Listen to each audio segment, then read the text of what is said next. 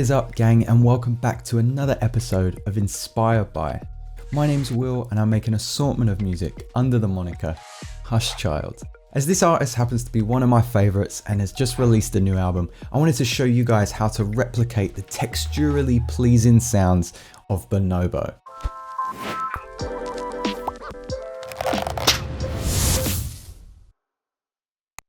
For this tutorial, I actually made 3 to 4 different ideas that may have actually passed as demos to my own music, but didn't satisfy my need to replicate the sounds of Bonobo. However, I do think it might be beneficial to have a look at a couple of these tracks so that you don't make the same mistakes I did. Let's jump into a couple of those ideas now. Okay, so here's my first idea. We actually didn't start off too bad. We're using an instrument called the Jazzno. I like the texture, the rhythm isn't bad, and this pad sound is nice as well. But we quickly went downhill with this melody. It sounds like a rejected sample from a Daphne side project. It just doesn't suit our Bonobo sound. Follow this by a beat that's so rigid, it's more at home on a DJ Kicks compilation. Again, not bad, but not the sound of Bonobo. Here's idea 2. We have better drums this time, with more focus on the offbeat rim shots and claps than a 4 to the floor kick drum sound. It's got more of a down-tempo garage groove, this one. We're playing chords with the Jazzno this time, but coupling this with the respace, it's making the EQ very mid-focused. And we're going for something brighter with hopefully more ear candy. Bonobo's music is often, but not all the time, focused around an ostinato pattern, which is a phrase that can be repeated throughout the piece of music, with chords changing underneath or sounds layered over the top, like this.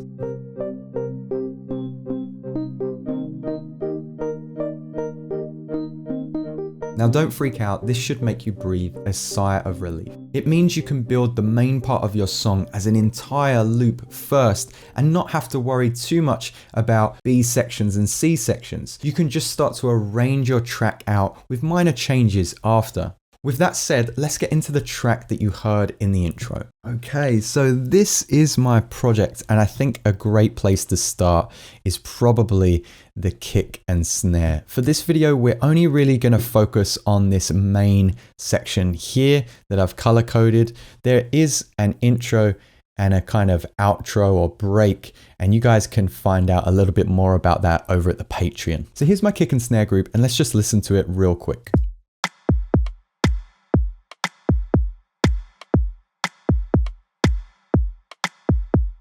So we're taking an influence from the previous 2 projects that I played you with a kind of 4 to the floor pattern on the kick drum. Keeps the track driving forward. Not a lot going on with the kick, EQ8, utility, and a limiter.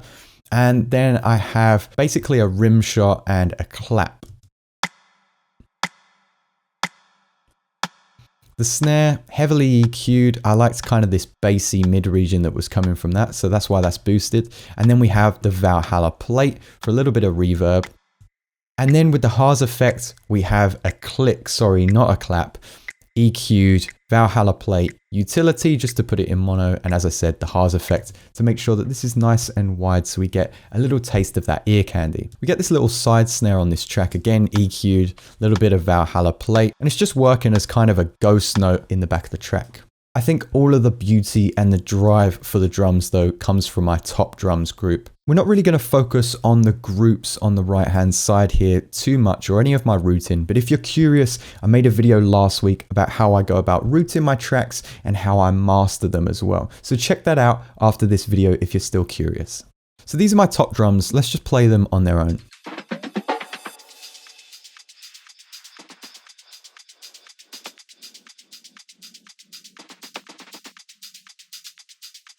So there's quite a lot going on in this group, but I'll show you what I started with. And we started down here with this little Oliver loop that sounded like this. So all I did was just kind of trim it down. We've got a really heavy EQ in mid-side mode there, a little bit of shaper box to just keep that side chain in and bouncing along. And this is the main offbeat hi-hat that you're going to hear throughout the song. Notice that I have some EQ automation going on here. This is going to be key for a lot of the movement that comes from Bonobo's sound. So I'm just kind of suppressing that open hi-hat at times, and I'm coupling this sound with another hi-hat sound as well that again has a lot of automation, a lot of movement here. So this is a little saturated loop that I have. Again, just kind of chopped it up into a loose rhythm. And then EQ8, heavy tape saturation with the FabFilter Hatton there, putting it into mono with the utility, and then shaper box to once again keep it bouncing. But I'm using the vocoder this time round and automating the wet, which I did by hand, as you can see, just played it, put that automation arm on and just recorded it in real time so that we get this ebb and flow of kind of white noise building into that hi-hat sound. And this works really well with that offbeat hi-hat. Notice that there's some panning as well. Whatever I have hard pan to the right, I'll have another instrument hard pan to the left. We've also just got this downbeat hi-hat, nothing much to talk about here. Just making sure that there's a hit on each of the quarter notes. And then I have this shaker here as well. So with the shaker, we've got some heavy EQ again, some heavy glue compression as well, just to keep all the dynamics the same. You're gonna see a lot of shaper box or sidechain compression to keep everything bouncing together. This is going to be the only shaper box that we see set at 1/8, so that movement is a little bit quicker than the previous quarter notes that we've seen. And then we've just got the Haas effect, so it's a little bit wider. The bits that I'm most excited about are probably these fills here, and you can see that I've used the frequency shifter throughout, and this gives us a really unique sound. I just took this from a live acoustic break on Splice and chopped it up as I saw fit, and then messed around with the frequency in hertz of the frequency shifter device. And then I have these little ghost notes playing, and that kind of just fills out my drum pattern and keeps it a little bit more human, keeps it sounding nice and organic with a drum fill at the end as well. Frequency shift is a great way to pitch snares or pitch down toms when you're only using a singular one shot. So do remember that for your own projects, even if it's not in a Bonobo style. Then I've got the rises and crashes. I've got this reverse ride here with Waves H delay. I've been absolutely loving the Waves H delay and the Waves compressor as well. The H delay, set it to ping pong, mess with the high and low pass filters, gives you a really unique sound that I don't think you can quite replicate with the Ableton delay. I've just got some standard white noise here being automated from a high pass place to a low pass place, again with that bounce of the shaper box. And I kind of add texture to that with this little crash cymbal as well that I've pitched up, I believe. And then probably the coolest thing in this group is this little reverse crash that I have. We're going to take off all of the plugins so we can hear it before.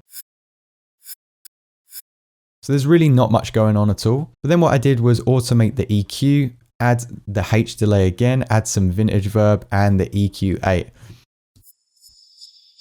Notice that I'm really cranking up that feedback. So that'll play throughout our rhythm, which I think is really nice. That adds a lot of character to our beat. Let's play the top drums group and the kick and snare group all together.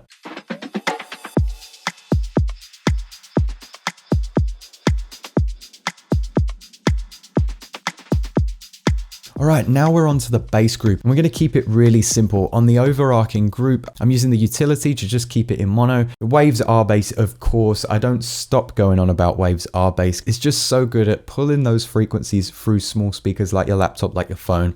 Just on the synth bass preset there, and then the glue compressor, sidechain to the kick on bandpass mode, just to keep everything together and make sure that it's not too boomy. We've got two basses here. The first one is made from Wavetable, but it's essentially just a couple of sine waves. Oscillator 1, just a singular sine wave on basic shapes. Oscillator 2, basics again, but we've gone to the sub 2 preset, and I've just brought that up 5.6%. It just adds a little bit of buzz to this sound.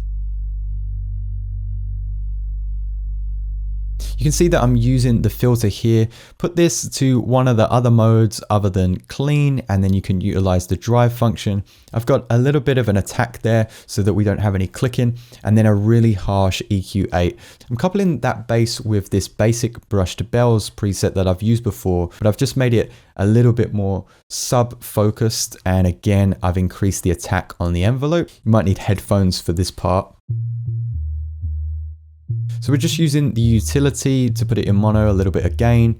I've got a really harsh EQ here, which you'll notice is kind of doing the opposite of what our last EQ was doing. So before we were cutting off kind of the fundamental, just keeping the sub frequencies. Now we're keeping everything else other than the sub frequencies. A little bit of saturation to help pull it out, and then some really harsh and lazy limiting because it was a little bit overpowering before. Now I've kept the main idea for this track actually in the effects group because, well, to be honest, it just sounded best in that effects chain that I've set up. There's no rhyme or reason really, but we started with this sample, which is something that I pulled from Splice. It originally sounded like this. So I've just chopped it up a little bit, and you can see that I've added the EQ8, some auto pan, which is adding quite a lot of automation, a lot of movement here, and then the Valhalla vintage verb. So a mix of downbeats and reverse notes. Anytime it reverses, we increase the auto pan, so you can hear it in the left and right speakers. We're making sure that in this main section of the song that we still get a little taste of that original sample, but it's really in the bass level of the track. We've really reduced the decibels and we've limited it by this telephone EQ there as well. So this was the main idea, and you could really intro your track with this section or outro it with this section. I'll add those top drums.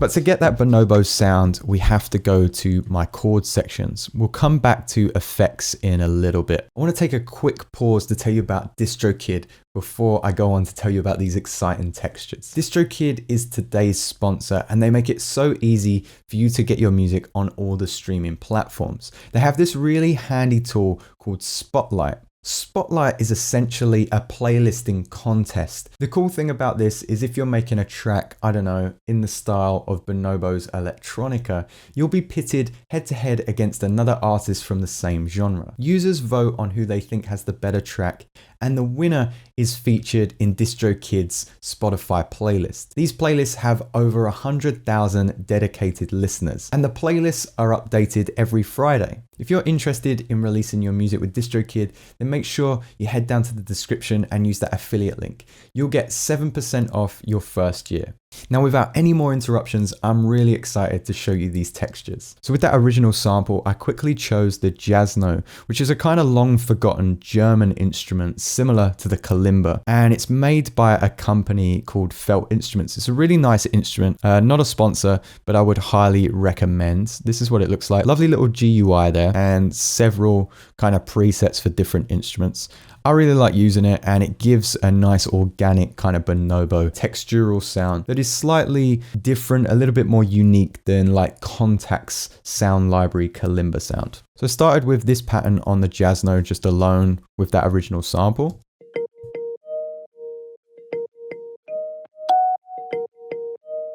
And you can hear that I've got that bounce on the overarching chord group again, shaper box there, and a compressor to the kick, so everything's going to be responding to the drums and to the bounce of the track. But it was a little bit busy, so I went on to resample that in place, used the multi-band compression to bring out some of the brightness that I wanted, and we started to use the echo, shaper box, no surprise there, and the EQ8. So that adds a little bit of panning action in your headphones and gives you a taste of what that original rhythm might have been like. And then whilst we're in that same group, I used Contact's Exhale plugin to get this kind of vocal pad sound as well. Side chain to the kick with an EQ8 there, second EQ8 at the end as well. I think I was just being a little bit lazy in limiting and boosting some of those frequencies. But whatever works, guys. And then I went on to my main group. Again, if you're curious about the routing of this, you'll know what main V and M is for from my previous episode. But I've got this Jasno instrument here, which is playing something a little bit more similar to that original rhythm we heard, just kind of bounced in place so I could resample it. Multi-band compression, EQ8, Valhalla vintage verb, and a glue compressor. And I've added a pitched up version of that Jasno with the Haas effect, just displaced a little bit from the original position, so there's no phase.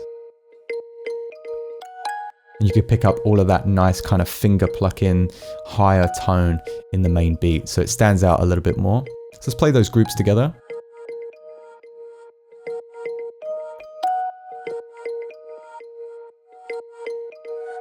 So once again, there's quite a lot going on, but because of this constant side chaining and the constant use of Shaperbox, there's plenty of space and lots of movement. I wanted to add more movement and another unique sound. So I just created this pluck instrument with the operator. This is just an operator patch that I made with the basic sine wave to a pluck envelope here with another similar pluck on top, just an octave above. I think in my memory, I might have got this idea from Julian Earl. If I did, shout outs to you, buddy. I'm using two lots of the echo, but I'm automating that first one there, as we'll come back to.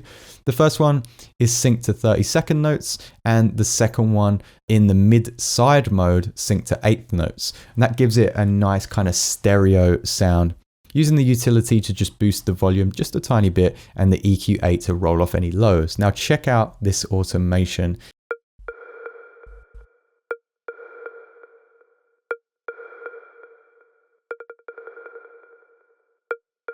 So it's nice, it adds just a little bit of a rattle at the end of our loop. And when we play all of those melodies and chords together, we get this.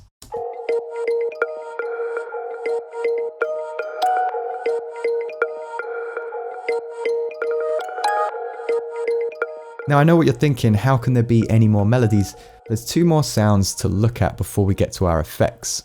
I started to mess around with the presets in Serum and just kind of found this patch, which I think I downloaded before, but I changed the unison a little bit, added a sub, and then added some effects on top. I kind of rounded EQ just to keep some of those mid frequencies and lows out of the patch, and then OTT to probably enhance some of the mids, yeah. So enhancing the mids, rolling off any lows. And this actually sits under all my other instruments.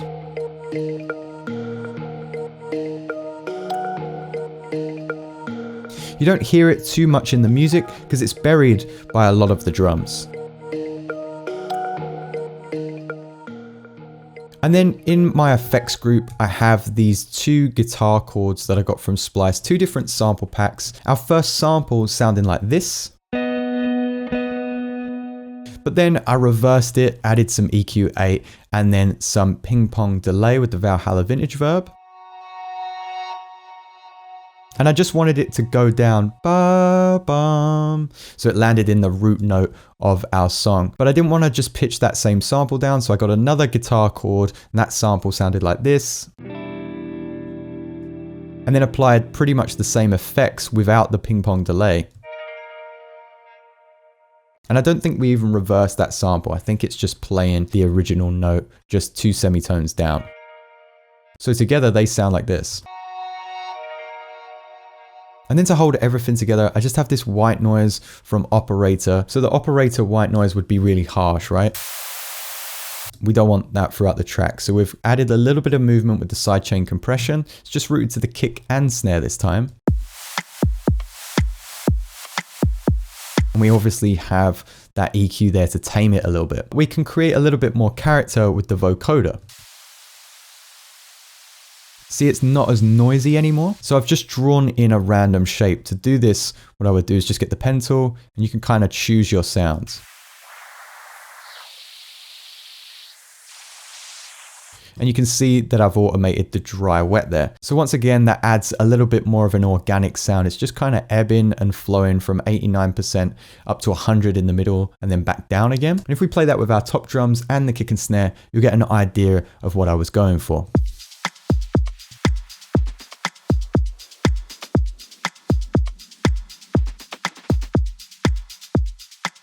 With that being said, let's listen to the intro that I built, the main section that we just highlighted, and then this kind of little break that we would kind of use as our middle section before going into the last round of the song.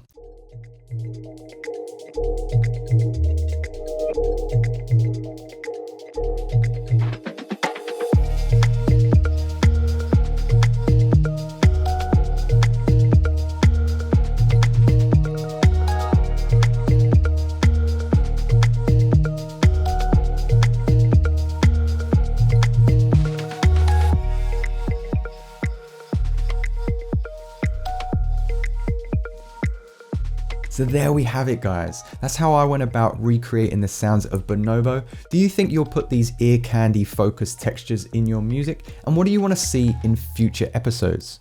I want to just thank each and every one of you if you have already subscribed, because we've just reached 10,000 subscribers. So thank you so much. Remember, you can submit to my own playlists in the description below, as well as find the Patreon, Discord, and all my other goodies. For now, guys, I thank you for stopping by, and I'll see you next time.